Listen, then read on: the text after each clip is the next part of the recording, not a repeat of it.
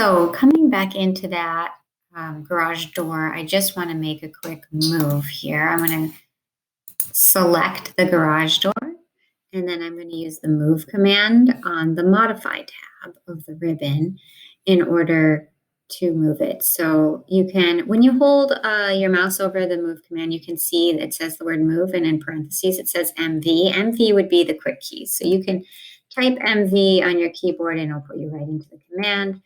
And then you can come down and I'm hovering over the corner of the garage door that I want to drag all the way to the corner of this wall here so that that wall doesn't end up having a corner right there, but rather is just one straight edge of the wall on the west side of the door. And this way, the edge of the garage door, when it's slid all the way shut, will align perfectly here with that west wall,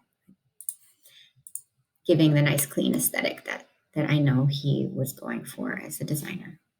So let's go ahead and add in some windows now. So going back to the architecture tab and then clicking on the window icon.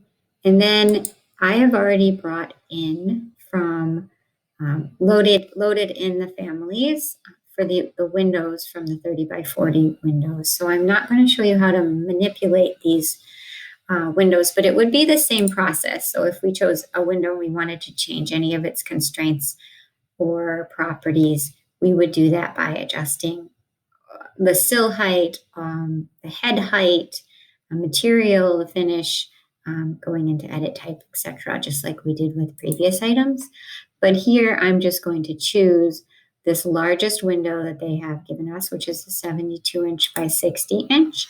And I'm going to come over and I want to place it 8 feet off of from the frame of the window. I want to place it 8 feet from the front wall or the south wall of the building.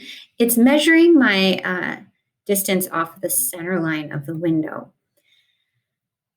which I probably could adjust, but at any rate, I can just sort of estimate how far out I need to go. So if the window is a 6-foot window and I want it to be 8 feet off the edge, I'm going to actually let that temporary dimension come all the way to 11 before I click to place it. And that should give me 8 feet here. Here, I click out of the command, then we can do a temporary dimension, 8 feet, 3 5/8. And it's 3 5/8 because it's to the center of the wall line that it's measuring. But it's pretty close. So then let's go and place a second window, because if we look on their floor plan, they actually have a 6-foot window right next to a little 2-foot window. And they have the frame sort of doubled up together right here. So they're just 2 windows placed side by side, as opposed to drawing it as a mullion in the middle.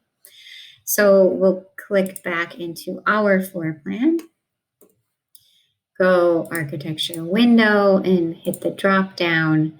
So we still want that 60-foot height on the window, or 60 inch, sorry. And we want a 24-inch width this time. And then we come over here and we can just place it wherever, and then jump into the move command, or hit the modify tab, select our object, hit the move command, and then just bring the frame of one down and snap it in place right next to the frame of the one next to it. And there we go. We've got those windows on the side. Oh, let me turn back on these. Reset. So we can see our roof and everything, and we can see our garage door in place and our windows nicely in place there.